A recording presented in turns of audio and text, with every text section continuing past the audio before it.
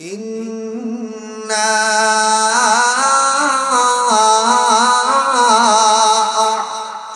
أعطيناك الكوثر ও নবীজি আপনাকে আমি কাউসার দান করে দিয়েছি। আর আস্তে বলেন সুবহানাল্লাহ। ইন্না আ'তাইনাকাল কাউসার ও নবীজি আপনাকে কাউসার দান করে দিয়েছি। ফাসাল্লি লিরাব্বিকা ওয়ানহার অতএব আপনাকে যে কাউসার দান করা হয়েছে এই জন্য শুকরিয়া স্বরূপ আপনার রবের নামে আপনি নামাজ আদায় করুন। ফাসাল্লি লিরাব্বিকা আপনার রবের জন্য নামাজ আদায় করুন। ওয়ানহার এবং কুরবানি করুন। কেন? নামাজ হইল শারীরিক ইবাদত আর কুরবানি হইল আর্থিক ইবাদত। নামাজ পড়লে কি টাকা লাগে? আরো জোরে টাকা লাগে না, কিন্তু কুরবানি করলে টাকার প্রয়োজন, ঠিক না? ও নবীজি আপনাকে যে কাউসার দান করা হয়েছে শুকরিয়া স্বরূপ নামাজ আদায় করুন আর কুরবানি করুন। তারপরে আল্লাহ বলেন ফাসাল্লি লিরাব্বিকা ওয়ানহার ইন্না শানিআকা হুয়াল আবতার নিশ্চয় যারা আপনার দুশমন, যারা আপনাকে গালি দেয়, যারা আপনাকে অবতার বলে গালি দেয়, আমি মহান আল্লাহ বলে দিলাম নিশ্চয়ই তাদেরকে আমি মহান আল্লাহ নির্বংশ করে দিব।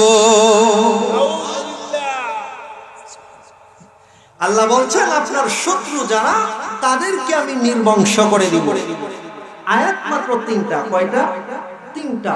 3 নাম্বার আয়াতে যে আল্লাহ বললেন আপনার শত্রু যারা কাফির মুশরিক বেঈমান যারা আপনার অপপ্রচার করে আমি তাদেরকে নির্বংশ করে দিব। ভাইরা আমার এখানে নির্বংশ আবতার, আবতার শব্দের অর্থ হলো নির্বংশ। কোন কোন এলাকায় বলা হয় আটকুরা, কোন কোন এলাকায় বলে আটকুর। আবতার অর্থ হলো আটকুর, নির্বংশ, যার কোনো সন্তানাদি নাই। ভাইরা আমার আল্লাহ তাআলা আল্লাহর রাসূলকে যেমনি মেয়ে সন্তান দান করেছেন ঠিক তেমনি ভাবে ছেলে সন্তানও দান করেছিলেন, কিন্তু মেয়ে সন্তানদেরকে লম্বা লম্বা হায়াত দিয়েছেন, ছেলে সন্তানদেরকে লম্বা হায়াত দেন নাই। আল্লাহর রাসূলের ছেলেরা যখন বয়স মাত্র 2 বছর 2.5 বছর তখনই মহান আল্লাহ তাআলা তাদেরকে ইন্তেকাল দিয়া আল্লাহর কাছে উঠায় নিয়ে নিয়েছেন। সুবহানাল্লাহ। আর ওই সময় লোকেরা বলা বলি করতে শুরু করলো, মক্কার লোকেরা, বিশেষ করে একজন আস ইবনে ওয়াইল মক্কার অলিতে গলিতে ঘুরে ঘুরে বলে চিন্তার কোনো কারণ নাই, টেনশনের কোনো কারণ নাই, মুহাম্মদ হলো আবতার, মুহাম্মদ হলো আটকুরা। জোরে কন্না নাউজুবিল্লাহ। আল্লাহর রাসূলের নামে অপপ্রচার করে আস ইবনে ওয়াইল মক্কার অলিতে গলিতে ঘোরাঘুরি করে চায়ের আড্ডা খানায়, মদের আড্ডা খানায় বসে বসে বলে মক্কার কুরাইশরা রে চিন্তার কোনো কারণ নাই, মুহাম্মদের ছেলে সন্তান নাই, মুহাম্মদ হলো আটকুর। সূরা কন্না আউযুবিল্লাহ। আল্লাহর রাসূলকে আটকুর, আটকুরা বলে, আবতার বলে গালি দেয়। আল্লাহর নবী যেখানে যান শুধু গালির অপপ্রচার শোনেন, শুধু ওনাকে গালি দেয়, শুধু আটকুর বলে গালি দেয়।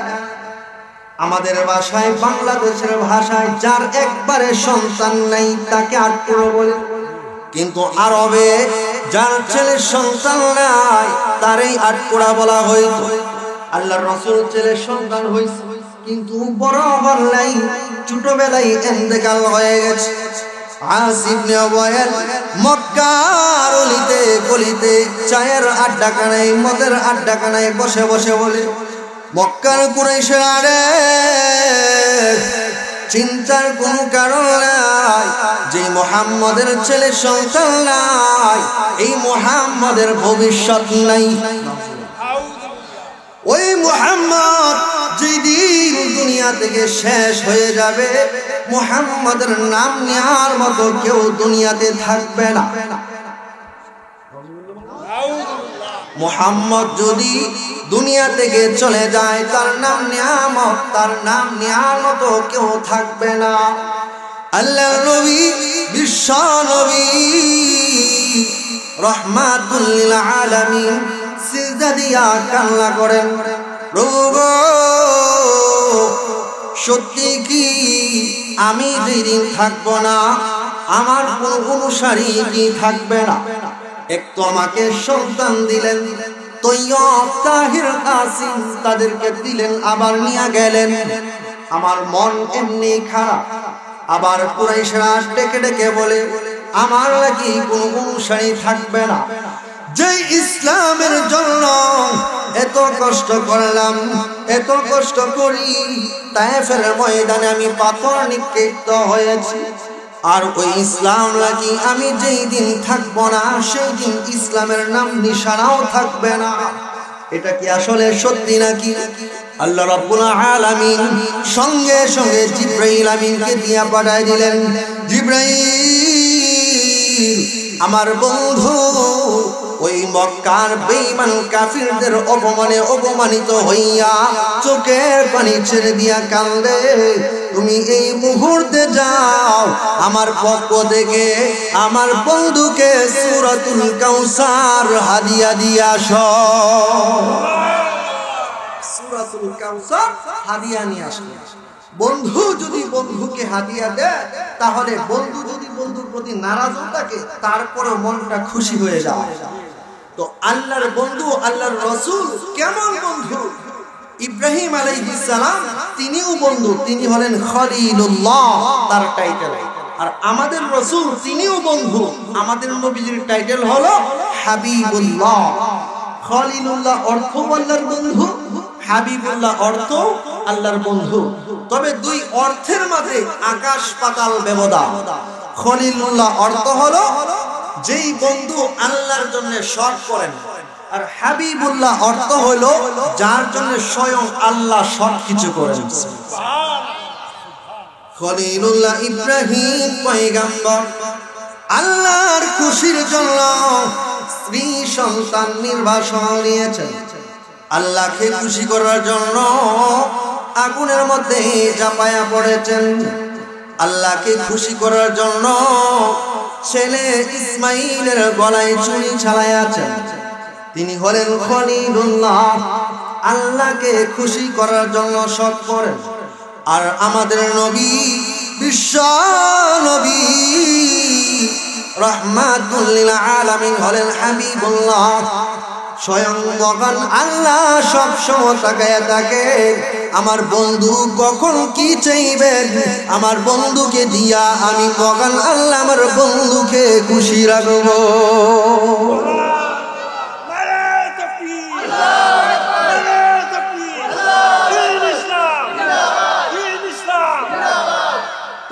আমাদের রাসূল হলেন হাবিবুল্লাহ, অর্থ মোটামুটি বুঝে আসছে। খলিলুল্লাহ এবং হাবিবুল্লাহ। সূরাতুল কাউসার নিয়ে আসছেন, আয়েশা সান্ত্বনা দিলেন, আবার জানাই দিলেন, ও নবীজি, আল্লাহ তো কুরআনেই আপনার নামের ঘোষণা দিয়েছেন, কেন যে আপনার ছেলেদেরকে উঠাইয়া নেবেন? আল্লাহ বলেন, মা কানা মুহাম্মাদুন আবা আহাদিন মির রিজালিকুম ওয়ালাকিন রাসূলুল্লাহ ওয়া খাতামান নাবিয়্যিন।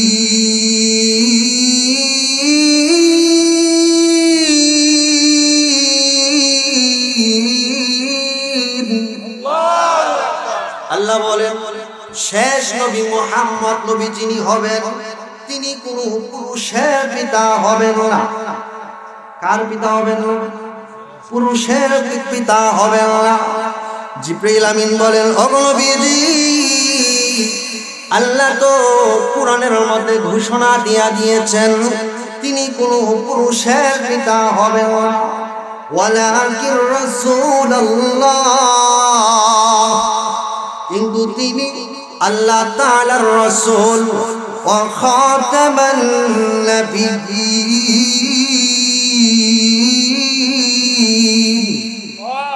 এবং সমস্ত নবীদের জন্য সিলমোহর স্বরূপ তিনি শেষ নবী। এখন আমাদের প্রশ্ন জাগে, তিনি যদি কোনো পুরুষের পিতা না হন, তাহলে আল্লাহ যে তিনটা ছেলে দিয়েছিলেন না, তাহলে আমাদের প্রশ্ন জাগে ছেলেগুলা কোথায় গেল? কিন্তু আল্লাহ কোরআনে বলেন কোন পুরুষের পিতা হবে না। এটা বুঝতে হলে আগে আমাদের বুঝতে হবে মানুষের বয়সটাকে 4 ভাগে বিভক্ত করা হয়েছে। 1 নাম্বার শিশুকাল, 2 নাম্বার কিশোরকাল, 3 নাম্বার যৌবনকাল, 4 নাম্বার বৃদ্ধকাল। এই 4টার মধ্যে কি পুরুষকাল আছে নাকি? আরো জোরে, পুরুষকাল নেই। শিশুকাল, কিশোরকাল, যৌবনকাল, বৃদ্ধকাল, একটাও পুরুষকাল নাই। কিন্তু যৌবনকাল আর বৃদ্ধকাল এই দুইটার সমন্বয়ে বলা হয় পুরুষকাল, ঠিক না? শিশুকালেরও দাম নাই, কিশোরকালেরও দাম নাই। যৌবনকাল আর বৃদ্ধকাল এই দুইটার সমন্বয়ে বলা হয় কিশোরকাল। তাহলে আল্লাহ রাসূলের ছেলেগুলা কি যৌবনকাল পর্যন্ত পৌঁছিলেন নাকি? আরো জোরে, পৌঁছেন নাই। আরো সহজে বলি, দাদা যদি তার নাতিকে বলে, 2 বছরের নাতি বলে 1 গ্লাস পানি নিয়ে আয় আমার জন্য, ওই নাতি বুঝে না বুঝা জগ বাসায় নিয়ে আসে। এমনি দাদা নাতির পিঠের মধ্যে তাবা দিয়া বাচ্চা থাকলে বেড়াই হয় না? তার মানে হইল বেড়া হইব কোনদিন, যৌবন পাইব যেই দিন। কথা কন না? তার মানে আল্লাহ রাসূলের ছেলেগুলা ছোট সময় ইন্তেকাল করেছে, যৌবন কাল পর্যন্ত পৌঁছে নাই, তারা কোনো পুরুষকাল পর্যন্তই যায় নাই। এখন আল্লাহ রাসূলের কাছে সূরাতুল কাউসার নাযিল হয়ে গেল। এই কাউসার শব্দের ব্যাখ্যা মুফাসসিরিন কেরামরা একাধিক করেছেন। কোন তাফসীরের কিতাবে 15টা ব্যাখ্যা, কোন কিতাবে 18টা, 20টা, 35টা, 40টা পর্যন্ত ব্যাখ্যা করেছেন। জোরে বলেন না সুবহানাল্লাহ। আল্লাহ বলেন, ইন্না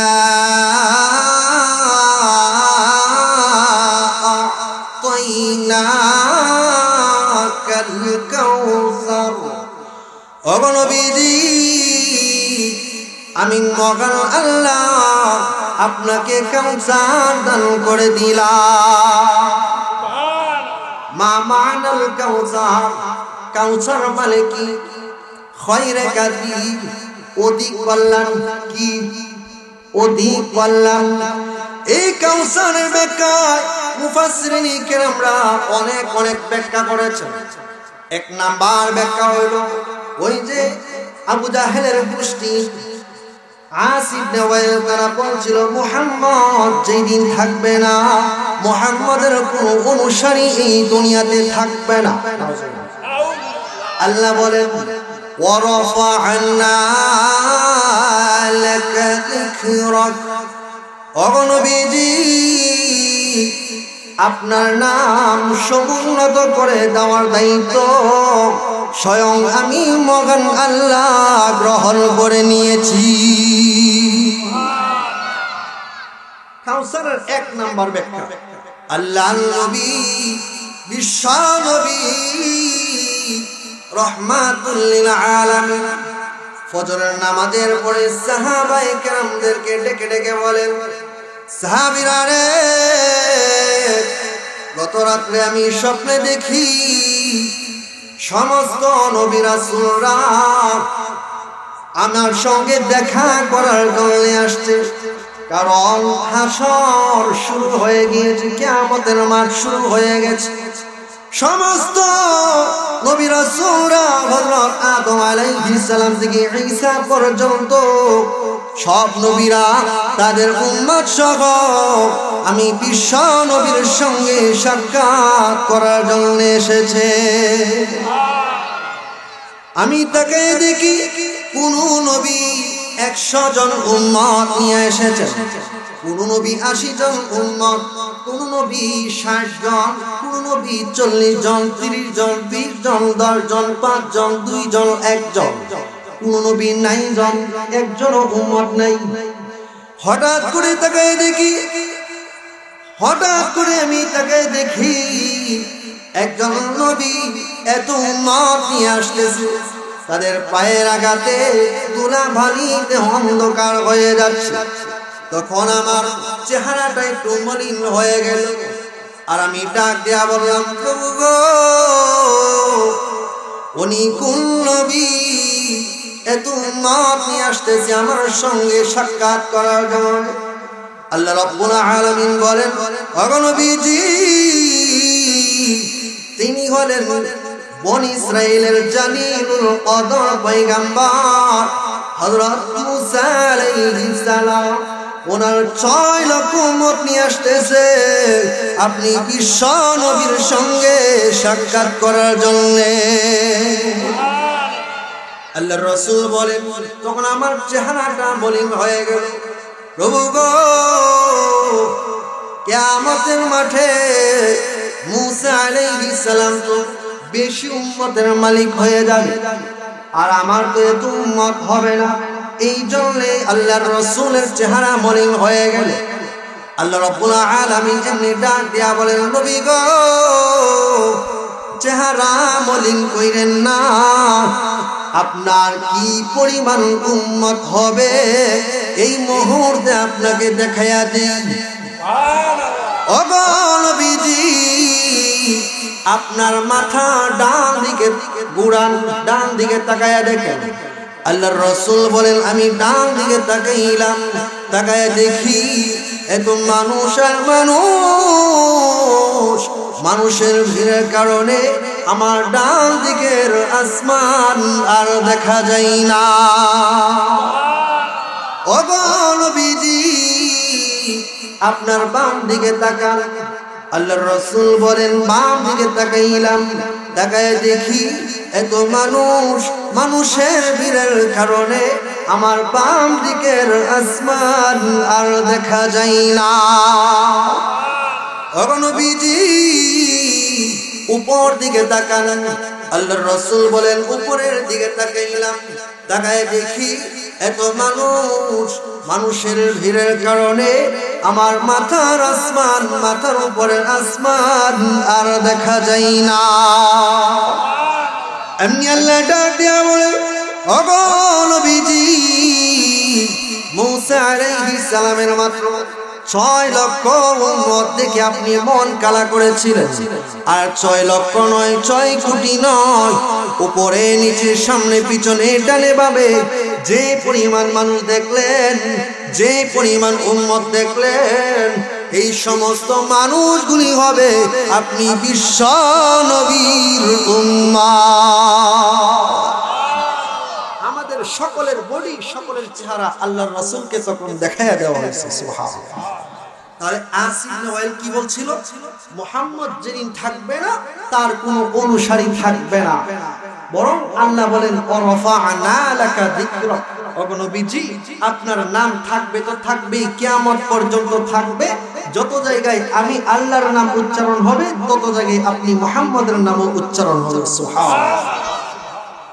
আল্লাহ এমন একটা সিস্টেম করে দিয়েছেন, আযানের ভিতরে আল্লাহর রাসূলের নাম ঢুকায় দিয়েছেন। আযানের মধ্যে নবীজির নাম আছে না নাই? নামাজের মধ্যে আছে না নাই?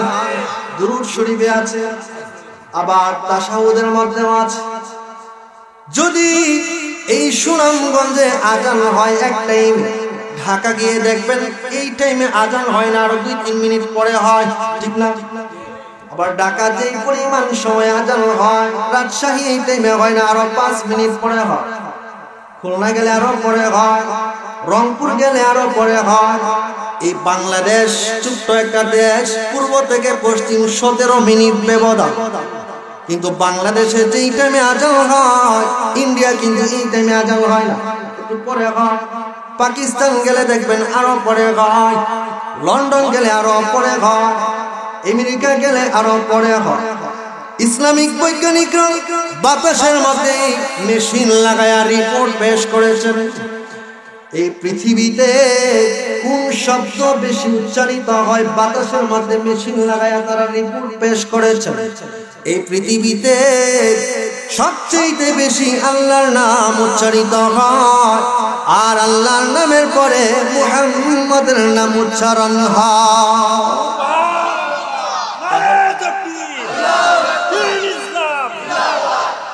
তাহলে বাংলাদেশে যদি এক টাইমে আজান হয়, আমেরিকা আরেক টাইমে হয়, ফ্রান্স আরেক টাইমে হয়, পাকিস্তান আরেক টাইমে হয়, ইন্ডিয়া আরেক টাইমে হয়, এভাবে আল্লাহ প্রতিটা রাষ্ট্রকে একটার সঙ্গে আরেকটা আগে পিছে মিলাই দিয়েছেন টাইম, রাত এবং দিন। বৈজ্ঞানিকরা বলেন সারা পৃথিবীর মধ্যে 24 ঘন্টার ভিতরে এমন কোন সময় নাই যেই সময়ের মধ্যে আজান নাই, আর এমন কোন আজান নাই যে আজানের মধ্যে আপনার আমার পয়গম্বরের নাম উচ্চারণ নাই। তারা যে বলছিল নাম থাকবে না, নাম আছে নি আল্লাহর রাসূলের। এখন যদি কেউ সারা জীবনে আজান নাও দেয় তারপরেও থাকবে, জান্নাতের গেটের মধ্যেও আল্লাহর রাসূলের নাম লেখা, আরশে আজিমের খুঁটির মধ্যেও আল্লাহর রাসূলের নাম লেখা। আল্লাহ কালিমার মধ্যে ঢুকাইছেন, নামাজের মধ্যে ঢুকাইছেন, আজানের মধ্যে ঢুকাইছেন। এখন দেখেন আজানের মধ্যে নামাজে যদি কেউ নাও যায়, এমন কিছু মানুষ আছে স্বয়ং তাদের নাম সরাসরি বাচ্চাদের নামে রেখে দেয় মুহাম্মদ। কিন্তু আপনারা কি দেখছেন আল্লাহ যে বলছেন ইন্না শানিআকা হুয়াল আবতার, নিশ্চয়ই আপনার শত্রুদের নাম নিশানা থাকবে না পৃথিবীতে, আপনার নাম ঠিকই থাকবে। ঠিক তেমনি ভাবে বোঝা যায় আল্লাহ যেটা বলছেন সেটাই করেছেন। যত খারাপই হোক একজন মানুষ, যত চোর ডাকাত বদমাইশ যত বড়ই খারাপ নাদান হোক না কেন, এমনকি কাফের হইলেও তার বাচ্চার নাম রাখে না আবু জাহেল, রাখেনি আবু জাহেল। হিন্দু বেড়াও তার ফুলার নাম রাখে না আবু জাহেল, আস ইবনে ওয়াইল, লাহাব, উতবা, শাইবা, হিন্দুরা পর্যন্ত রাখে না। তাহলে আল্লাহ যে বলেছেন যারা আপনাকে গালি দিয়েছে তাদেরকে নির্বংশ করে দিব, তাদের নাম পৃথিবীতে থাকবে না, কিন্তু আপনার নাম ঠিকই থাকবে। তাদের নাম কেমনে থাকবে না? আবু জাহেলের যেখানে বাড়ি, যেখানে ঘর, যেখানে তার মাটি দেওয়া হয়েছে, তার কবরের উপর এখন টয়লেট বানানো হয়েছে। তার কবরের উপরে টয়লেট বানানো হয়েছে। হাজি সাহেবরা হজ করাতে গেলে অনেক সময় গল্প গুজব এরকম শুনি, হুজুর পেশাবে ধরে না, তারপর একটু চেষ্টা করি 2-4 ফুটা ফালাইয়া দেওয়ার চেষ্টা করি যে শয়তানের মুখের মুখে। তাহলে কেমন শয়তান ছিল, এত কিছু করার পরেও ইসলামকে আটকায় রাখতে পারে না, পারবে না। কারণ আল্লাহ বলেন ইসলাম এটা এমন কোন বিষয় না যে তারা আটকাইতে পারবে, এটা আদি যুগ থেকে আসছে, নির্যাতন করবে তারপর আটকায় রাখতে পারবে না। তোমরা 1 নাম্বার ব্যাখ্যায় ছিলাম। আল্লাহ কি দান করেছেন আল্লাহর রাসূলকে? কাউসার দিয়েছেন, মানে রূহানি সন্তান দিয়েছেন তথা উম্মত দিয়েছেন বেশি। জোরে কন্না সুবহানাল্লাহ। 2 নাম্বার ব্যাখ্যা হলো ওগো নবীজি আপনাকে আমি কাউসার দিয়েছি, মানে আপনাকে আমি সৌন্দর্য বেশি দান করেছি। সুবহানাল্লাহ। কি দিয়েছেন? হযরত ইউসুফ আলাইহিস সালামকে সুন্দর বানাইছিলেন, কিন্তু আল্লাহর রাসূলকে ইউসুফের চেয়ে আরো 1000 গুণ বেশি সুন্দর আল্লাহ বানাইছেন। বলবো কেমন সুন্দর? আল্লাহর নবী বিশ্ব নবী রাহমাতুল লিল আলামিন মসজিদে নববীতে বসে বসে কোরআন হাদিসের তালিম দেন। সমস্ত সাহাবীরা নবীজির তালিম শুনতেছেন। আমাদের দেশেও দেখবেন যখন তাবলীগ আসে, তাবলীগওয়ালারা ফাজাইলে আমল পড়ে, আর সব মুসল্লিরা বসে বসে শুনে। শুনে কি শুনে না? আল্লাহর নবী বিশ্ব নবী রাহমাতুল লিল আলামিন তালিম দেন। সমস্ত সাহাবায়ে কেরামরা মৌচাকের মতো বসে বসে তালিম শুনে। কিন্তু একজন সাহাবী যার নাম হলো জাবের ইবনে সামুরা রাদিয়াল্লাহু তাআলা আনহু, তিনি তালিমের মধ্যে আসেন না, মসজিদের এক কোণার মধ্যে বসে আছেন।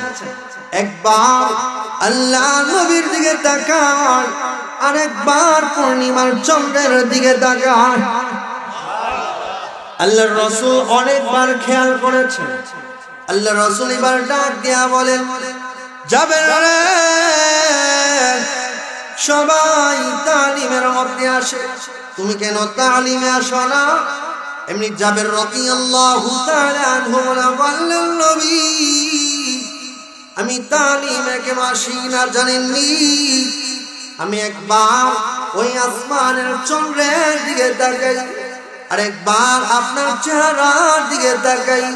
আল্লাহর রাসূল বলেন, কেন তাকাই, কেন তাকাও?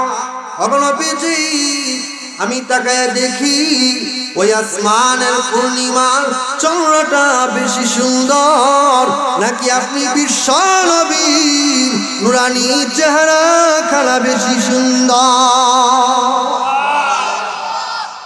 আল্লাহর রাসূল বলেন, অনেক কত তাকায় রইলা, এবার কি মনে হয়েছে? আমরাও কিন্তু একজন আরেকজনের দিকে তাকায়া বলি যে তুমি চাঁদের চেয়েও বেশি সুন্দর। স্বামী স্ত্রী তো এই কথা বলেই না, তবে প্রেমিক আর প্রেমিকা একজন আরেকজনকে দেখা বলে, তোমার যে সুন্দর চেহারা, গোলগাল বাটির মতো চেহারা আর হাঁসের ডিমের মতো চোখ, দুইটা বড় বড় কেশ তোমার কোমরে গিয়ে পড়ে, ফিরিট করছে একটা বামপট্টি যেমন লাগে না, পাম দেয়, পাম দিয়ে আরো জ্বালা বাড়ায়, শয়তানের জ্বালা বাড়ায়। এটা যদি স্বামী স্ত্রী প্রশংসা করত, এই সংসারটা আরো সুখের হয়ে যাইত। আল্লাহর রাসূল বলেন, যাবেন রে, এবার কি অনুমান হয়েছে? অনেক কত তাকায় রইলা চাঁদের দিকে এবং আমার দিকে। এবার জাবের রাদিয়াল্লাহু তাআলা আনহু বলেন, আল্লাহ নবী, আল্লাহর কসম করে বলি, ওই পূর্ণিমার চন্দ্রটা যেই পরিমাণ সুন্দর, এর চাইতে হাজার কোটি গুণ বেশি আপনার নুরানি চেহারা সুন্দর। আল্লাহর রাসূল চাঁদের চাইতেও বেশি সুন্দর।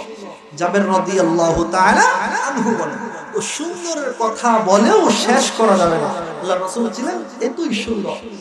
আম্মা জান আয়েশা সিদ্দিকা রাদিয়াল্লাহু তাআলা আনহা বলেন, পৃথিবীর মানুষেরা রে, এই দুনিয়াবাসীরও একটা সূর্য আছে, আর আমি আয়েশারও একটা পার্সোনাল সূর্য আছে। আরো জোরে সুবহানাল্লাহ।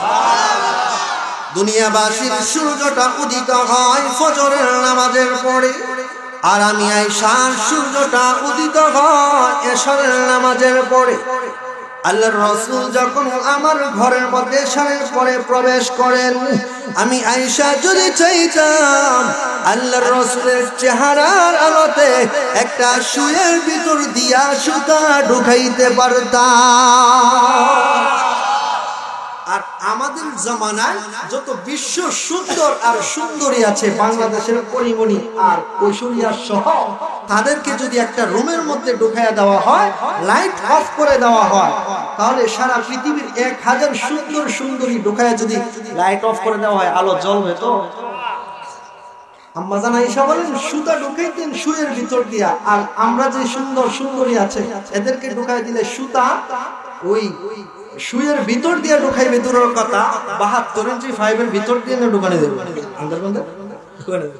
তো আল্লাহর রাসূল সুন্দরের দিক থেকে ছিলেন তিনি শ্রেষ্ঠ। আল্লাহ বলেন, আপনাকে আমি কাউসার দিয়েছি। ইন্না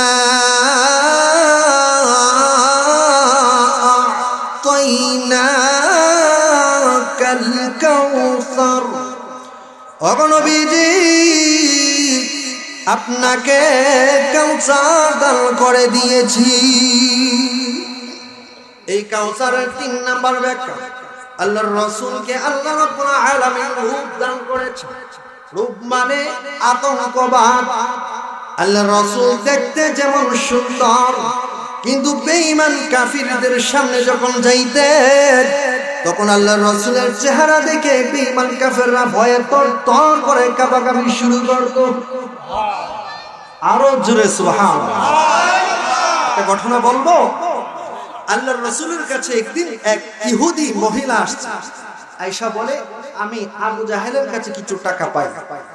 এই মহিলা মক্কার অন্যান্য লিডারদের কাছে আগে আসছে। আসার পরে তারা আল্লাহর রাসূলকে দেখায় গেছে। কারণ আল্লাহর রাসূল এবং আবু জাহেল যদিও চাচা ভাতিজা, কিন্তু সম্পর্ক তো ভালো না। আগুন আর পানি, আগুন আর পানি। তো এমন কিছু এলাকায় লোক থাকে। একবার ইজতেমায় গেছি টঙ্গী, তো দেখতেছি এক লোক, তার মোবাইলের মধ্যে নেটওয়ার্ক নাই। টঙ্গী ইজতেমাতে তো বহুত মানুষ হয়, বিশ্ব ইজতেমা, নেটওয়ার্ক নাই, বাড়িতে যোগাযোগ করবে, সিমে নেট নাই, কেমনে কথা বলবে? তো এখানে এক বৃদ্ধ লোক আছে, তারে বাংলা লিঙ্ক কইলে শিখতে যায়। সবাই মিলে কয়, ভাই সাহেব বাড়িতে কথা বলবেন, বাংলা লিঙ্ক সিমে বেশি নেট পাওয়া। ওই যে দেখা যায় একজন বৃদ্ধ লোক দাঁড়ায় রয়েছে, গিয়া কোন একটা সিম লাগবো, আমি সিম বিক্রি করে গিয়া করবেন বাংলা লিঙ্ক সিম লাগবে। যেই মাত্র কইছে চাচা আমার একটা বাংলা লিঙ্ক সিম লাগবে, উনি লাঠিতে যেই পরিমাণ দৌড় সেই পরিমাণ দৌড়ায় নিয়ে গেছে। এমন কিছু লোক থাকে না? থাকে। তো আল্লাহর রাসূল আর আবু জাহেলের তো সম্পর্ক ভালো না, কিন্তু মক্কার কুরাইশদের কাছে যখন বিচার নিয়ে আসছে, তারা বলে ওই যে দেখা যায় লোকটা মুহাম্মদ, ওনার সাথে আবু জাহেলের সম্পর্ক খুব বেশি ভালো, ওনার কাছে যাও, টাকাটা আদায় করে দিব। আল্লাহর রাসূলের কাছে আসার পরে আল্লাহর রাসূল বলেন, সত্যি কি তুমি টাকা পাইবা? হ্যাঁ আমি পাবো। আল্লাহর রাসূল বলেন, চলো টাকাটা আদায় করি। আল্লাহর রাসূল আবু জাহেলের বাড়ির সামনে গিয়া বলেন, হে চাচা বাড়িতে আছেন? যেই মাত্র ডাক দিয়েছে, আবু জাহেল বলে, কে? আল্লাহর রাসূল বলেন, আমি মুহাম্মদ। আবু জাহেল বলে, মুহাম্মদ তো মোটা গলায় কথা বলে আমার বাড়ির সামনে আইসা। কারণ যারে মারার জন্য আবু জাহেল নিজে দৌড়ে, কিন্তু সেই রাসূলদার বাড়িতে আসছে, আশ্চর্য লেগে গেছে। আর নেতার বাড়ির সামনে গিয়ে তো সাউন্ড একটু কমানি লাগে, এত জোরে ডাক দেয়। আল্লাহর রাসূল বলেন, চাচা গো, ওই মহিলা আপনার কাছে টাকা পাইবনি? আবু জাহেল বলে, হ্যাঁ পাবে। আল্লাহর রাসূল বলেন, দিয়ে দেন। আবু জাহেল বলেন, ভাতিজা খাবার খাইতে বসছিলাম, একটু সময় দাও, হাতটা ধুয়ে আসি। হাত ধুইয়া টাকা নিয়ে আসছে। এই মহিলার টাকা মহিলাকে বুঝাই দিলেন। এবার আবু জাহেল সাঙ্গু পাঙ্গু যারা ছিল তারা এসে বলে, ও লিডার, আমরা সঙ্গে বলেন আপনার ভাতিজা মুহাম্মদকে পাইলে এন করবেন, হেন করবেন, তেন করবেন, আর এখন আপনার বাড়িতে আসলো দিয়ে কিচ্ছুই করলেন না, আর গর্দান উড়াই দিবেন, এটা আমরা কোন সমর্থন পাওয়ার লেগে কোন তলে তলে তো মিল আছে। মিল কি আছে? আবার কয় মিল আছে। আবু জাহেলের সঙ্গে তো আল্লাহর রাসূল মিলই নাই। এবার আবু জাহেল ডাক দিয়া বলে, এমনি এমনি দেই নাই, সিফা লিল্লাহি কইরা দিছি। কি লিল্লাহ? সিফা লিল্লাহ, বেটা আল্লাহর সিফাত কইরা দিছি। কয় কি সিফাত? আমরা বুঝদাও, তলে তলে মিল আছে, আর উপরে যে আমরা সমর্থন পাইবার লাগে কওতে মারবা। এমনি আবু জাহেল বলে, আমার অধীনস্থরা রে, আমার ভাতিজা মুহাম্মদ যখন আমার বাড়িতে আসছে, আর আমার গেটের মধ্যে যখন আইসা হাত লাগাইছে, আমি এমনি তাকায় দেখি সমস্ত বাড়িঘরের মধ্যে কম্পন শুরু হয়ে গেছে। এমনি আমার মনে পড়ে গেল, মুহাম্মদ যে সব সময় বলে কিয়ামত কিয়ামত, আমার মনে হয় এক্ষুনি কিয়ামত হয়ে যাবে, এই জন্য দৌড়াইয়া গেলাম। আর এটা হলো এক বর্ণনা। আরেকটা বর্ণনা হইল, আমি মুহাম্মদের সামনে গিয়ে দেখি একটা এত বড় সাপ মুহাম্মদের কাঁধের মধ্যে, একটা টুট হইল আসমানে, আরেকটা টুট হইল জমিনে, জিহ্বা বাইর করে এমন এমন করে, আর বলে, আবু জাহেল বিয়াদবি করবি তাহলে আমার পেটের ভিতরে আসবি, এখন বল টাকা দিবি না আমার পেটের মধ্যে আসবি। ও নেতা কর্মীরা রে, তোমরা বলো এখন আমি কি করবো? টাকা দিব না সাপের পেটের মধ্যে যাবো? ও তাহলে ঠিক করছি, টাকা দিচ্ছেন, ঠিক আছে। ওইটাই সিপালিল্লাহ করে বেড়া দিছি, এমনি দিছি না, টাকা দেওয়ার মানুষ আমি নাকি? এমন কিছু নেতা আছে না, এর কাছে আমানত দিলে এটা আর ফিরত আনার লাগে না, জায়গা মতো ঢুকাই দেয়। টাকা চাইলে বরং আপনার আরো বিপদ হয়, এমন নেতা নাই।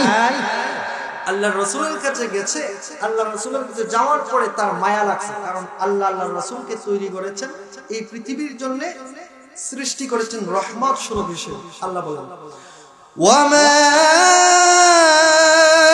আরসালনাকা ইল্লা রাহমাতাল লিল আলামিন।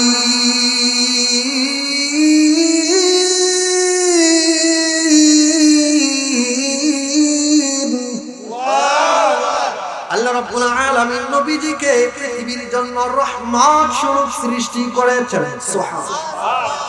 তাহলে নবীজি যদি রহমত হয়, আরেকজনের বিপদ দেখে তো এমনি আগায় আসবে, তিনি যে রহমত, বিধর্মীর বিপদেও তিনি আগায় যান। কিন্তু আমরা এই কাজটা করি না। মুসলমান বিপদে পড়লে, এমন কি রাস্তাঘাটে অ্যাক্সিডেন্ট হইলে তারে না থুইলে আরো ভিডিও করে, ফেসবুকে লাইভ দেয়, আগে তারে সাহায্য করবো, এরপরে পড়ে গেছে টান দিয়া তুলি, ব্যথা পাইছে নাকি হাসপাতালে নেওয়া লাগলে নিব, এগুলো না করে হ্যাঁ সেলফি তুলে ভিডিও করে নেটে যাবে। আমাদের সমাজটা এরকম হয়ে গেছে। তো আল্লাহর রাসূল এই টাকাগুলা দিয়ে দিলেন। এখন আবু জাহেল বলছে যে এই দুইটা বর্ণনা, আর আল্লাহর রাসূলকে আল্লাহ তাআলা এমন শক্তি দিয়েছিলেন, এই নেতা কর্মীরা যে বলতেছে আপনি পারলে তো মুহাম্মদকে একলাই গর্দান উড়াই দিতে পারতেন, কিন্তু পারলেন না কেন? আল্লাহর রাসূলের যে মুজিজা ছিল, এই সাপ দেখাইছে, আরেকটা হলো ভূমিকম্প শুরু হয়ে গেছে তার বাড়িতে, এই গেল একটা মুজিজা। আরেকটা হলো আল্লাহ তাআলা আল্লাহর রাসূলকে এই পৃথিবীর 400 পুরুষের শক্তি দান করেছিলেন আল্লাহর রাসূলের শরীরের মধ্যে। 400 পুরুষের শক্তি যদি আল্লাহর রাসূলের শরীরের মধ্যে থাকে, আবু জাহেল তো টুকরা দিয়ে বালাই দিবে। এক আবু জাহেলে কি করবে তার সাথে? আর আবু জাহেলে তো চাইলেও আল্লাহর রাসূলকে মারতে পারবে না, কারণ আল্লাহর রাসূলের দায়িত্ব স্বয়ং আল্লাহ নিজেই গ্রহণ করেছেন। আল্লাহ বলেন ওয়াল্লাহু ইয়াসিমুকা মিনান নাস।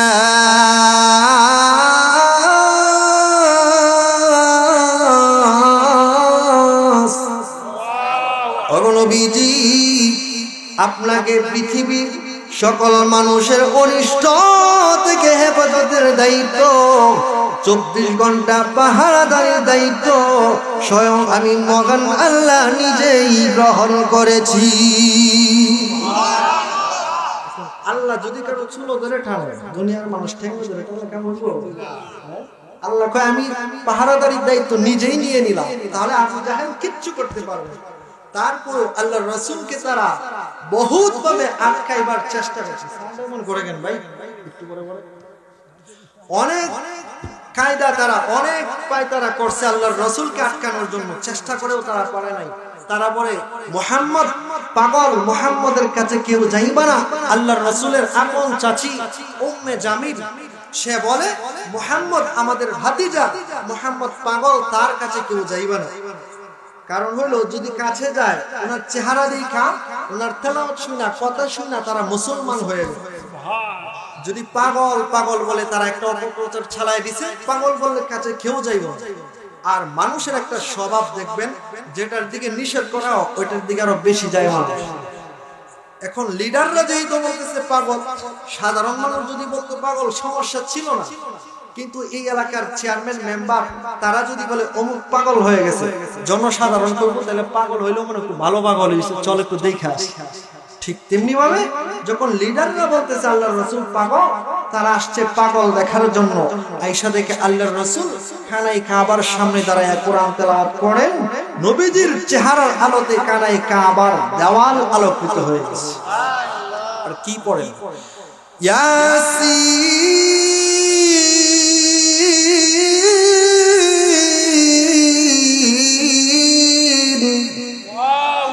ওয়াল কুরআনিল হাকীম।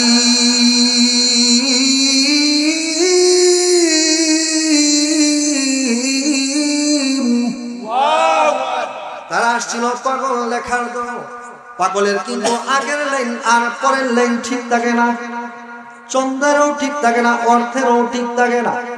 কিন্তু তারা এসে দেখে আল্লাহ নবী, বিশ্ব নবী রাহমাতুল লিল আলামিন এত সুন্দর সুন্দর তেলাওয়াত করেন, এমনি তারা এসা বলে ইনি কোনদিন পাগল হতে পারেন না, ইনি নিশ্চয়ই আল্লাহর পয়গম্বর। আর তোমরা সাক্ষী থাকো, আমরা এই মুহূর্তে আমাদের বাপ দাদার ধর্মটাকে বাদ দিয়া কালিমা পড়ে মুসলমান হয়ে গেলাম। তো আল্লাহ বলেন ইন্না আতাইনাকাল কাউসার, অগণবীজি আপনাকে আমি কাউসার দান করেছি। কাউসারের কয়টা ব্যাখ্যা গেল? তিনটা মনে হয়, তিনটা। 4 নাম্বার ওয়ালাল আখিরাতু খায়রুল লাকা মিনাল উলা। এই আয়াতের ব্যাখ্যায় মুফাসসিরিন কেরামরা বলেন আল্লাহর রাসূলকে আল্লাহ রাব্বুল আলামিন কাউসার দিয়েছেন, মানে অধিক কল্যাণ দিয়েছেন। আল্লাহ রাব্বুল আলামিন বলেন অগণবীজি আপনাকে কাউসার দিয়েছি, মানে আপনাকে হাউজে কাউসার আমি আল্লাহ দান করে দিয়েছি। ওই হাউজে কাউসার তাফসীরে বাহরে মুহিতের মধ্যে উল্লেখ করা হয়েছে, 26টা ব্যাখ্যা লেখা হয়েছে। আল্লাহর রাসূলকে আল্লাহ রাব্বুল আলামিন কাউসার দিয়েছেন, মানে হাউজে কাউসার দিয়েছেন। ওই হাউজে কাউসারের পানিটা দুনিয়ার কোনো পানির মতো নয়, কোনো নলকূপের পানির মতো নয়, কোনো খাল বিল নদী নালার মতো নয়, সমুদ্রের পানির মতো নয়, কলের পানির মতো নয়, কোনো নলকূপের পানির মতো নয়। ওই পানিটা 3 গুণ বিশিষ্ট। 1 নাম্বার দেখতে দুধের চাইতেও সাদা, খাইতে মেশকে আম্বরের চাইতেও আরো সুঘ্রাণ বিশিষ্ট। আর তার কালার হল এমন সাদা, দুধের চাইতেও সাদা, বরফের চাইতেও সাদা। আর এটা এমন পানি, এটা যদি কেউ হাসরের ময়দানে একবার 1 গ্লাস পান করতে পারে, আল্লাহর রাসূল বলেন জান্নাতে যাওয়ার আগ পর্যন্ত তার ওই 50,000 বছরের মধ্যে আর কোনোবার ওই পানির তৃষ্ণা লাগবে না। ওই হাউজে কাউসার আল্লাহর রাসূলকে আল্লাহ তাআলা হাসর ময়দানে দান করবে। আল্লাহ রাব্বুল আলামিন বলেন অগণবীজি আপনাকে আমি কাউসার দিয়েছি, মানে আপনাকে হাউজে কাউসার দিয়েছি। ওই কাউসারের ব্যাখ্যায় আল্লামা আব্দুল কাদের জিলানী রাহিমাহুল্লাহ লেখেন ওই হাউজে কাউসারটা 18,000 মাইল এরিয়া নিয়া, আরো আস্তে মহিলারা শুনবো, 18,000 মাইল এরিয়া নিয়ে একটা কুয়া, এটা হলো হাউজে কাউসার। এই বিল্ডিংটার কালার হইল সবুজ রং, 4,000 দরজা, এক একটা দরজায় এক একজন হুর, আরো জোরে এক একটা দরজায় এক একটা হুর। হাসরের ময়দানে যখন মানুষগুলা দাঁড়ায় থাকবে, আল্লাহর আরশের ছায়া ছাড়া আর কোনো ছায়া থাকবে না। ওই সময় আল্লাহ রাব্বুল আলামিন ডাক দিয়া বলবেন, আল্লাহ যখন এই ইসরাফিলকে আবার দ্বিতীয়বার সিংহায় ফু দেওয়ার জন্য বলবেন, ইসরাফিল রে আবার সিংহায় ফু দাও, আমি আবার হাসর কায়েম করব। ইসরাফিল আলাইহিস সালাম সিংহায় ফু দিবেন। প্রত্যেকটা মানুষ যাকে যেখানে দাফন করা হয়েছে সে সেখান থেকেই উঠে দাঁড়াবে। এই দুনিয়াটাই হবে হাসরের মাঠ। যত নদী নালা পুকুর আছে সব ভরাট করে দেওয়া হবে, আর পাহাড়গুলা ভেঙে লেভেল করে দেওয়া হবে, কোনো কিছুই থাকবে না। তখন এই মাঠ কিন্তু ছোট মাঠ হবে না, বিশাল বড় মাঠ হবে। এই জমিনটা তামা হয়ে যাবে, আর সূর্য আধার উপরে চলে আসবে। সূর্য কিন্তু 50টা মুখ আছে, মাত্র একটা মুখ দুনিয়ার দিকে মাত্র আল্লাহ দিয়া রাখছে। হাসরের ময়দানে আল্লাহ হুকুম করবেন 50টা মুখ দেওয়া হবে হাসরবাসীর দিকে। আর যে পরিমাণ বর্তমানে তাপ আছে আরো 70 গুণ পাওয়ার এই সূর্যের বাড়াইয়া দেওয়া হইবে। এই সূর্যটা বর্তমানে আছে, ইসলামিক বিজ্ঞানিক যারা আছেন তারা বলেন দুনিয়া থেকে 9,30,00,000 মাইল উপরে বর্তমানে সূর্যটা। আর এটাকে হাসরের ময়দানে মাত্র আধ হাত উপরে আইনে দেওয়া হবে। গরম লাগবে? লাগবে? কম নাকি বেশি? আল্লাহ তাআলা আমাদেরকে গরম থেকে হেফাজত করুন, সকলে বলে আমিন। তো এই অবস্থা যখন হবে, আল্লাহ তাআলা বলবেন, ও নবীজি, আপনি আপনার উম্মতদেরকে হাউজে কাউসার পান করায় দিন। জোরে বলুন না সুবহানাল্লাহ। আল্লাহর রাসূল হাউজে কাউসার থেকে গ্লাস নিয়ে পান করায় দিবেন। একজন সাহাবী প্রশ্ন করেন, ও নবীজি, হাউজে কাউসার যে আপনি পান করাবেন, কি পরিমাণ গ্লাস হবে? কারণ মানুষ তো অনেক বেশি থাকবে, গ্লাস কি পরিমাণ হবে? আল্লাহর রাসূল বলেন, উম্মত শোনো, জমিনে দাঁড়াইয়া যেমনি ভাবে আসমানের তারকা গণনা করে শেষ করা সম্ভব নয়, ঠিক তেমনি ভাবে আমার হাউজে কাউসারের পান পাত্র কি পরিমাণ হবে গণনা করে শেষ করা সম্ভব নয়। আল্লাহর রাসূলকে প্রশ্ন করা হয়েছে, ও নবীজি, আপনি যে হাউজে কাউসার পান করাবেন গো, আপনি কি সবাইকে নিজের হাতে পান করাবেন? কারণ আপনি তো একজন একা মানুষ, সবাইকে আপনার হাত থেকে পান করবে। আল্লাহর রাসূল বলেন, না, সবাই পান করবে না, তবে কিছু কিছু মানুষ আমি বিশ্ব নবীর হাত থেকে সরাসরি পান করতে পারবে। এক নাম্বার হইল ওই সমস্ত নবীরা যাদেরকে আল্লাহ পাঠাইছেন দুনিয়াতে মানুষকে হেদায়েতের রাস্তা দেখানোর জন্য। সমস্ত পয়গম্বররা আমার হাত থেকে হাউজে কাউসার পান করবেন। দুই নাম্বার, আলেম উলামারা আমার হাত থেকে তারা হাউজে কাউসার পান করবে। তিন নাম্বার, ওই সমস্ত শহীদরা যারা আল্লাহর জন্য, আল্লাহর নবীর জন্য, ইসলামের জন্য জীবন দিয়েছে, এরা পান করবে। আবার আরেকটা দল আছে যারা আমি নবীর তরিকা মানতে গিয়া দুনিয়াকে তারা লাথি দিয়েছে। একটা উদাহরণ আপনাদেরকে দিয়া বুঝাই।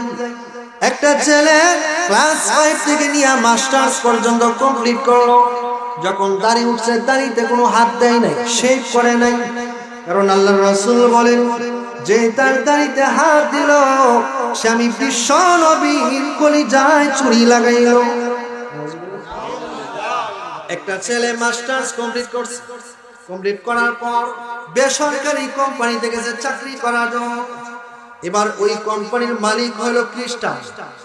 সে দেখা বলে, তোমার সব কিছু পছন্দ হয়েছে, তোমার রেজাল্ট ভালো, তোমার আচার আচরণ ভালো, কিন্তু একটা সমস্যা আছে, তোমাকে বেতন দিব 3 লক্ষ টাকা মাসিক বেতন, বছরে একবার 3 মাস বিভিন্ন রাষ্ট্রে সফর করতে পারবা ফ্রি ভাবে, তোমার বাড়ি গাড়ি কোনো কিছুই অভাব হবে না, সব দেওয়া হবে, কিন্তু একটা শর্ত আছে, তোমার মুখে যে দাড়ি আছে দাড়িটাকে ফেলে দিতে হবে।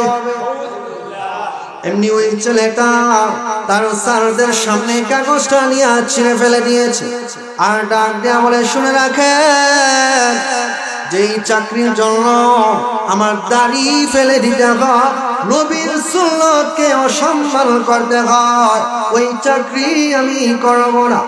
অবশেষে সরকারি পিয়নও হইতে পারলো না, বেসরকারিও কিছু হইতে পারলো না। এবার রিক্সা চালাইয়া তার জীবন চালাইলো, তার কোনো নামাজ ছাড়ে নাই, পূজা ছাড়ে নাই, দাড়ি কামায় নাই। সে মরার পরে আল্লাহর রাসূল বলেন, উম্মতেরা রে, ভালো করে শুনে রাখো, সে যে এত বড় একটা কুরবানি করলো, এটা করার কারণে সে হাউজে কাউসারের পানি স্বয়ং আমি রাসূলের হাত মোবারক থেকে পান করবে। যারা দাড়ি নাই রাখার চেষ্টা করবো, ওয়াদা করাবো না, কারণ ওয়াদা ভঙ্গ করা বড় গুনাহ। ওয়াদা করাইলে পরে দেখা যায় রাখে না, এটারও বড় সমস্যা। তাহলে রাখার চেষ্টা করবো ইনশাআল্লাহ, রাখবো তো সবাই ইনশাআল্লাহ, ইনশাআল্লাহ। তো আল্লাহর রাসূলকে হাউজে কাউসার দান করবেন। ওই পানিটা যদি একজন কেউ পান করতে পারে, আল্লাহ রাব্বুল আলামিন বলেন, ওই হাসরের ময়দানের একটা দিন হবে দুনিয়ার হিসাব অনুযায়ী 50,000 বছরের সমান। ওইখানে আল্লাহর রাসূল যাকে একবার পান করাইবেন। এখন আরেকটা প্রশ্ন দেখে যাও, এই তিন দলকে আল্লাহর রাসূল নিজে পান করাইবেন, আর বাকি মানুষকে কে পান করাবে? আল্লাহর রাসূল এই বাকি তিন দলকে দায়িত্ব দিবেন, নবীরা গো আপনারা আপনাদের উম্মতদেরকে পান করায় দেন।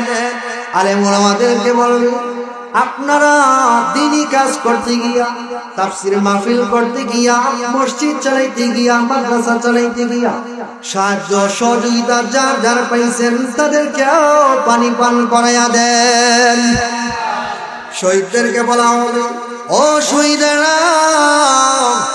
তোমরাও দ্বীনি পথে অটল থাকতে গিয়া যারা সাহায্য সহযোগিতা করেছিল তাদেরকেও হাউজে কাউসারের পানি পান করাইয়া দাও।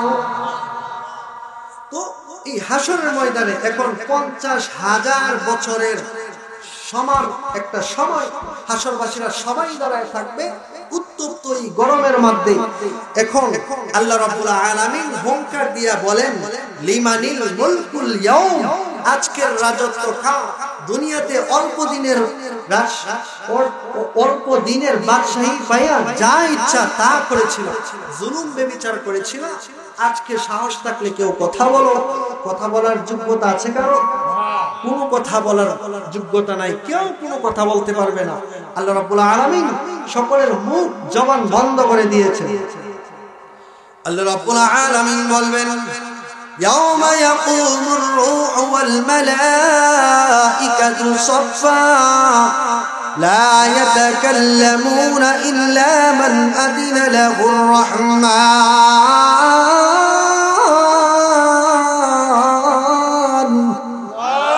ফেরেশতারা কোনো কথা বলবে না।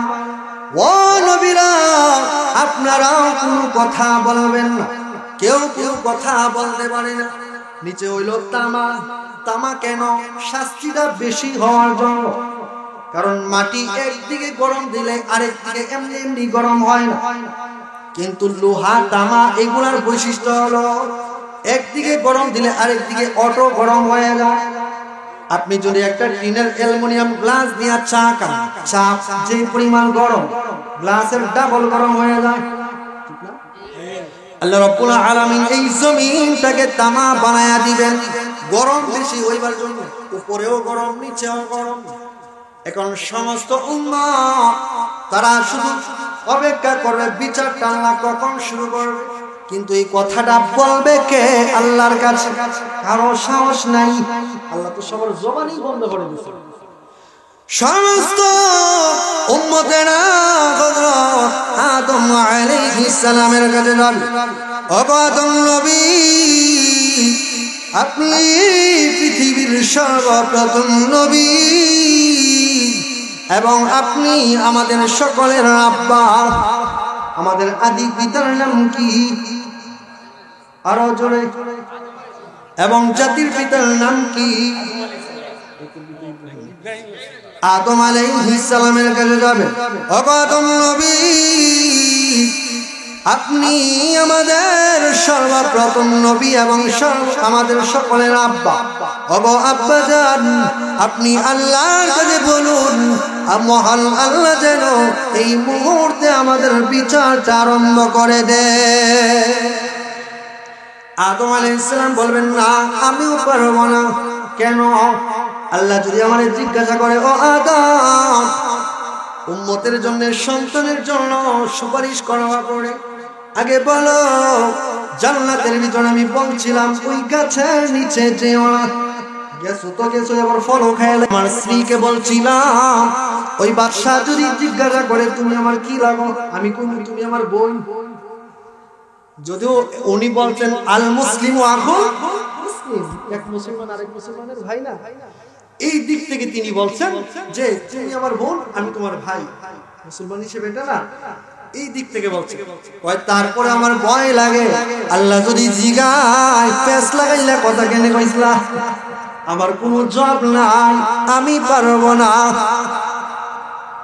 আমি পারবো না। তোমরা যাও মুসা আলাইহিস সালামের কাছে। এবার সমস্ত মানুষগুলা মুসা পয়গম্বরের কাছে যাবে, ও ও মুসা নবী, আপনি আল্লাহর সঙ্গে সরাসরি কথা বলেছেন, তুর পাহাড়ে দাঁড়াইয়া আল্লাহর সঙ্গে কথা বলেছেন। আল্লাহর পছন্দের একজন পয়গম্বর আপনি আল্লাহর কাছে বলুন যেন বিচার আরম্ভ হয়ে যায়। জান্নাত আর জাহান্নাম তো বিচার হওয়ার পরে, এর আগে শাস্তি ঋতু সহ্য হইতেছে না, আপনি একটু বলুন যেন বিচার শুরু হয়ে যায়। এবার মুসা আলাইহিস সালাম বলবেন আমিও পারবো না, কারণ আমি সমুদ্র পথে দিয়া মুসাফির অবস্থায় যাচ্ছিলাম, আর দুইজন লোক সমুদ্রের পাড়ে ঝগড়া লাগছিল, আমি ঝগড়া ভাঙ্গানোর উদ্দেশ্যে ধাক্কা দিছি, এবারে মরে গেছে গা, আমার দোষ আছে। এরপরে যদি আল্লাহ কেন লেগে মারলা, জবাব নাই। এমন সমাজে মানুষ নাই, ঝগড়া ভাঙ্গাইতে আইসা সেই আবার শিখতে যাও ওটা, এমন মানুষ অনেক আছে। মুসা আলাইহিস সালাম বলবেন আমিও পারবো না, তোমরা যাও ঈসা পয়গম্বরের কাছে। এবার সমস্ত মানুষ ঈসা আলাইহিস সালামের কাছে যাবে।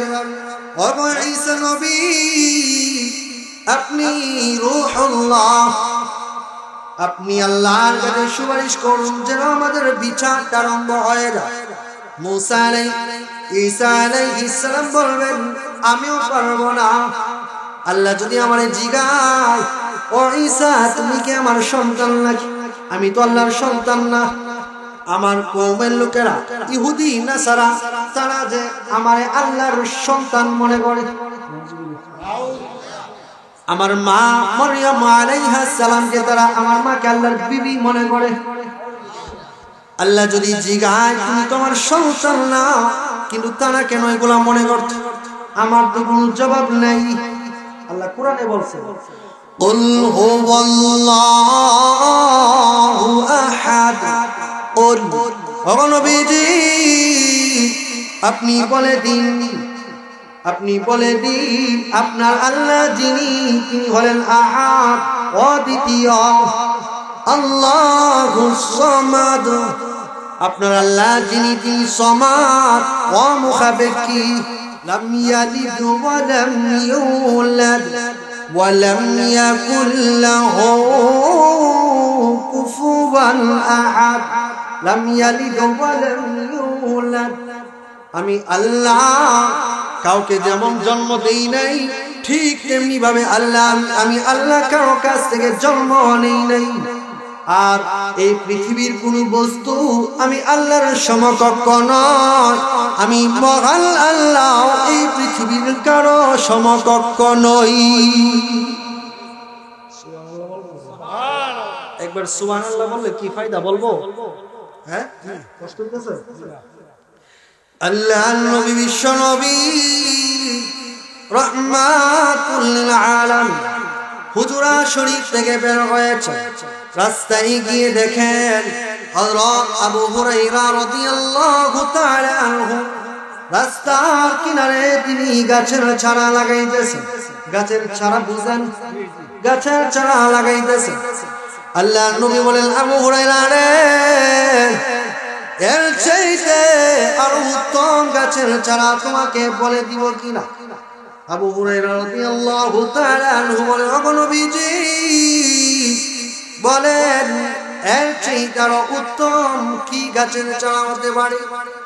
আল্লাহর রাসূল বলেন আবু হুরায়রা শুনে রাখো, আমার উম্মতের মধ্যে কেউ যদি একবার সুবহানাল্লাহ পড়ে, একবার আল্লাহু আকবার পড়ে, একবার আলহামদুলিল্লাহ পড়ে, এই প্রতিটি তাসবির বিনিময় মহান আল্লাহ জান্নাতের ভিতরে তার জন্য এমন একটি গাছের চারা রোপণ করে দেয়, যে গাছটা একটা তেজি ঘোড়া যদি 500 বছর পর্যন্ত দৌড়ানো যায়, ওই গাছের ছায়া শেষ করা সম্ভব না। বলবেন তো ইনশাআল্লাহ। তো ঈসা আলাইহিস সালাম বলবেন আমি তো আল্লাহর সন্তান না। আল্লাহ প্রশ্ন করলে কোনো জবাব নেই, লা জবাব। তোমরা যাও, ওই যে দেখা যায় আখির নবী হযরত মুহাম্মদ সাল্লাল্লাহু আলাইহি ওয়াসাল্লাম ওনার কাছে যাও, উনি পারবে তোমাদের জন্য সুপারিশ করতে। আল্লাহর রাসূলের কাছে যাওয়ার পরে নবীজি বলবেন, হ্যাঁ তোমরা সঠিক জায়গায় এসেছো, এই অধিকার একমাত্র মহান আল্লাহ আমাকেই দান করেছেন। সুবহানাল্লাহ।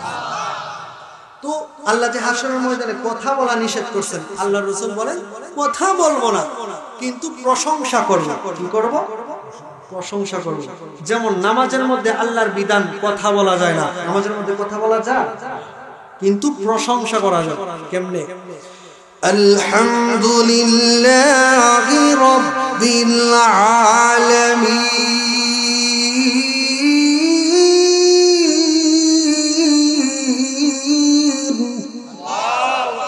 সমস্ত প্রশংসা একমাত্র কার? আরো জোরে কার? কথা বলি না আমরা নামাজের মধ্যে, কিন্তু প্রশংসা করা যায়নি। আল্লাহর রাসূল বলেন কথা বলবো না হাসরের ময়দানে। আল্লাহ যেহেতু নিষেধ করেছেন কথা বলবো না, প্রশংসা করব। এবার আল্লাহর রাসূল সিজদা দিয়া শুরু করে দিবেন, আনতা আহকামুল হাকিমিন।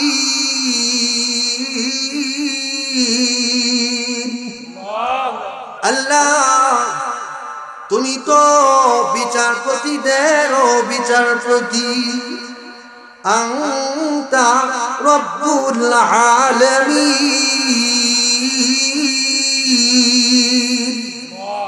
তুমি তো সকলের পালনেওয়ালা, আনতা যুল আরশিল আযীম,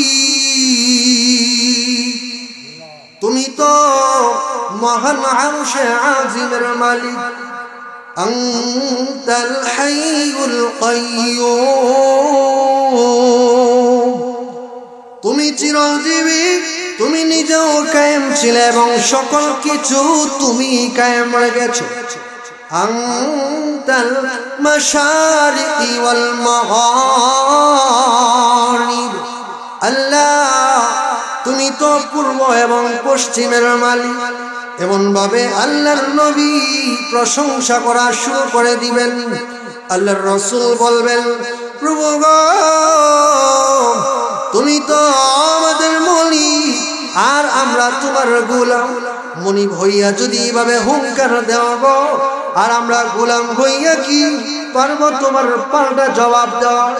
আল্লাহর নবী এমন ভাবে প্রশংসা করা শুরু করে দিবেন, এমনি আল্লাহ রাব্বুল আলামিন ডাক দেয়া বলবেন, ও নবীজি